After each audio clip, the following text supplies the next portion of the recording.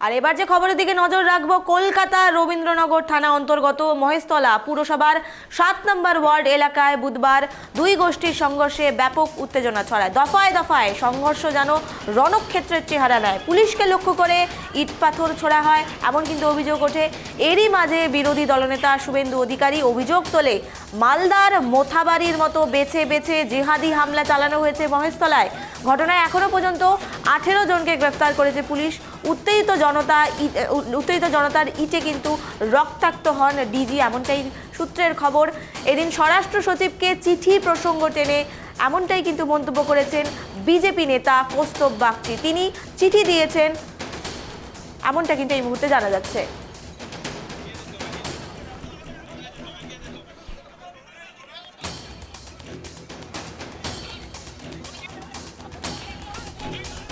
এই মুহূর্তে আমাদের সঙ্গে টেলিফোন লাইনে রয়েছে প্রতিনিধি অভ্রদীপ। তার থেকে জানতে চাইবো, অভ্রদীপ, গতকাল আমরা দেখেছি দফায় দফায় কিন্তু একেবারে মহেশতলা রণক্ষেত্রের চেহারা নেয়, তারপরে পুলিশ প্রশাসন সেখানে মোতায়েন করা হয়। গতকাল রাতেও আমরা দেখিয়েছিলাম গ্রাউন্ড জিরো রিপোর্টিং।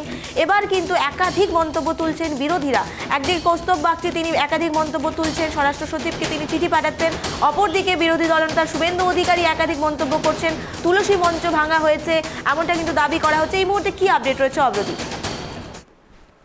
দেখো, মহেশতলার ঘটনার পরিপ্রেক্ষিতে গতকাল রাত্রি থেকেই কিন্তু রবীন্দ্রনগর থানা এলাকায় 163 ধারা জারি করা হয়েছে এবং তার পাশাপাশি প্রচুর পুলিশ কিন্তু এখনো পর্যন্ত মোতায়েন রাখা হয়েছে। এই ঘটনার পরিপ্রেক্ষিতে ইতিমধ্যেই 18 জনকে গ্রেপ্তার করা হয়েছে এবং তাদের আজকে আদালতে তোলা হবে এবং তার পাশাপাশি আরো কারা কারা এর সঙ্গে জড়িত, পুরো ঘটনার সঙ্গে আরো কারা কারা জড়িত সেই বিষয়টি নিয়ে খোঁজ খবর চালাচ্ছে পুলিশ এবং সিসিটিভি ক্যামেরার ফুটেজ দেখে বা স্থানীয় মানুষদের সঙ্গে কথা বলে এবং যাদেরকে গ্রেপ্তার করা হয়েছে তাদের সঙ্গে তাদেরকে জিজ্ঞাসাবাদ করে এই ঘটনার সঙ্গে কারা কারা জড়িত সেই বিষয়টা কিন্তু খতিয়ে দেখার কাজ করছে পুলিশ আধিকারিকরা। এবং তার পাশাপাশি তুমি জানো যে গতকাল রাত থেকে যেরকম টহলদারি চলছে, সেই টহলদারি চালানোর কাজও কিন্তু আজকেও সকালেও করা হচ্ছে। এবং তার পাশাপাশি আইনজীবী এবং বিজেপি নেতা কৌস্তব বাগচি তিনি স্বরাষ্ট্র সচিবকে চিঠি লিখেছেন যে মহেশতলার ঘটনার পরিপ্রেক্ষিতে ব্যবস্থা নেওয়ার জন্য তিনি চিঠি লিখেছেন। এবং তার পাশাপাশি শুভেন্দু অধিকারী, বিরোধী দলনেতা শুভেন্দু অধিকারী, তিনি যখন এই ঘটনা ঘটছে গতকাল বিকেলবেলা তিনি সরাসরি রাজ্য পুলিশের ডিজিপির কাছে চলে যান দেখা করতে। যদিও তিনি তার সঙ্গে ডিজিপির দেখা হয়নি, তাও তিনি হুঁশিয়ারি দিয়েছেন যে আজকে যে বিধানসভার অধিবেশন রয়েছে সেটা তিনি অচল করে দেবেন এবং কেন বারবার হিন্দুদের ওপর এই ধরনের ঘটনা ঘটছে সেই নিয়ে তিনি বিধানসভা উত্তপ্ত করবেন, তিনি আজ থেকেই হুঁশিয়ারি দিয়েছেন। তার পাশাপাশি তোমাকে বলে রাখবো যে রাজ্য বিজেপির সভাপতি এবং কেন্দ্রীয় মন্ত্রী সুকান্ত মজুমদার সহ বিজেপির একগুচ্ছ নেতা নেত্রী আজকে কিন্তু রবীন্দ্রনগর থানা এলাকায় ঘটনাস্থলে যাবেন, এমনটাই বিজেপির সূত্রে খবর আমরা পাচ্ছি। এবং তার পাশাপাশি এই যে 163 ধারা জারি থাকার ফলে একসঙ্গে 5 জনের বেশি এলাকায় কাউকে জমায়েত করতে দেওয়া হচ্ছে না। সেখানে সুকান্ত মজুমদার সহ বিজেপির নেতা নেত্রীদের কতটা ঘটনাস্থলে যেতে দেওয়া হবে বা স্থানীয় মানুষদের সঙ্গে কথা বলতে দেওয়া হবে সেটাও কিন্তু একটা সংশয়ের বিষয় রয়েছে। সুকান্ত মজুমদারকে পুলিশের তরফে আটকানো হতে পারে, তেমনটাও কিন্তু পুলিশের তরফ থেকে সূত্র মারফত আমরা খবর পাচ্ছি। একেবারে অভ্রদীপ, তুমি যেমনটা বললে এবং আমরা গতকাল একেবারে গ্রাউন্ড জিরো থেকে রিপোর্টিং তুলে ধরেছিলাম, তুমি ছিলে সেখানে ঘটনাস্থলে।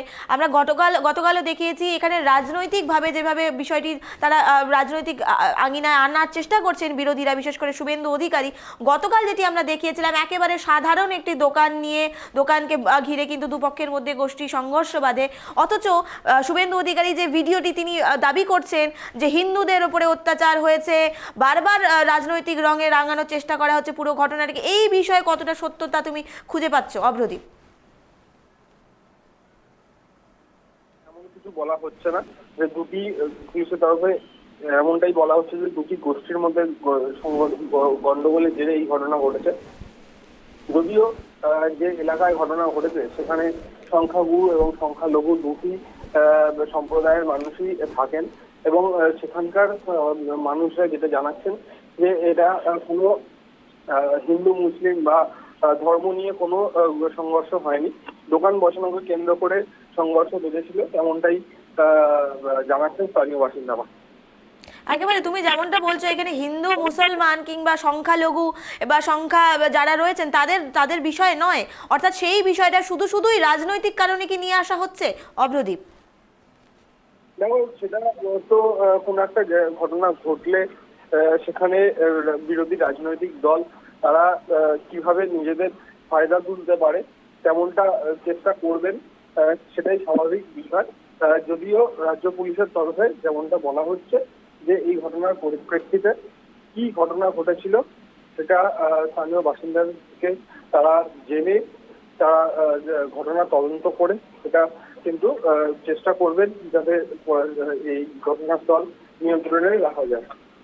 একেবারে অভ্রদীপ, আমরা তোমার থেকে শেষ প্রশ্ন জানতে চাইবো, এই মুহূর্তে কি পরিস্থিতি রয়েছে সেখানে? ঘটনা গতকালের ঘটনা, আজ কেউ নতুন করে সেখানে এলাকা পরিদর্শনে যাচ্ছেন কিনা, প্রশাসনের পক্ষ থেকে কি পদক্ষেপ নেওয়া হয়েছে এবং স্থানীয়দের তাদের কিরকম এই মুহূর্তে পরিস্থিতি রয়েছে, পুরোটাই তুলে ধরো অভ্রদীপ। দেখো, একদমই তোমাকে আগেও যেমনটা বললাম যে ঘটনা রবীন্দ্রনগর থানা এলাকায় 163 ধারা জারি করা হয়েছে, যেটা গত আইনে পুরনো আইনে সিআরপিসি 144 ধারা সেটা জারি করা হয়েছে এবং বিভিন্ন জায়গায় কালকে রাত্রির থেকেই আমরা দেখিয়েছি যে বিভিন্ন জায়গায় সেখানে কিন্তু পুলিশের তরফে মাইকিং করা হচ্ছে।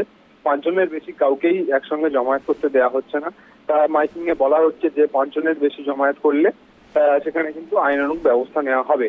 তার পাশাপাশি তোমাকে বলে রাখবো যে এই ঘটনার পরিপ্রেক্ষিতে তোমাকে যেমনটা আগেও বললাম 18 জনকে গ্রেফতার করা হয়েছে, তাদেরকে জিজ্ঞাসাবাদ করা একদিক দিয়ে চলছে, অন্যদিকে ঘটনাস্থলে ভিডিও ফুটেজ দেখার কাজ চালাচ্ছে পুলিশ কর্মীরা এবং তার পাশাপাশি স্থানীয় বাসিন্দাদের সঙ্গে কথা বলে এই ঘটনার সঙ্গে আর কারা কারা যুক্ত রয়েছে সেটা জানার চেষ্টা করছে এবং এই 18 জনকে আজকে কিন্তু আদালতে তোলা হবে, এমনটাও পুলিশ সূত্রে আমরা জানতে পারছি।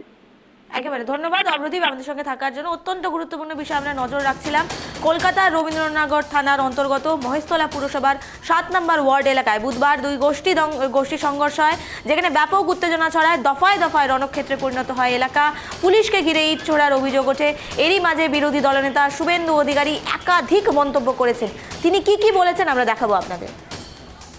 পশ্চিমবঙ্গে মমতা ব্যানার্জির নেতৃত্বে তোষণের রাজনীতি এবং পশ্চিমবঙ্গ পুলিশ, কলকাতা পুলিশ, যার নাম এখন মমতা পুলিশ, তাকে একটি বিশেষ সম্প্রদায়ের জিহাদি দাঙ্গাবাজ তাদের বিরুদ্ধে ব্যবস্থা না গ্রহণ করার জন্য হাত পা বেঁধে রেখে যেভাবে একটার পর একটা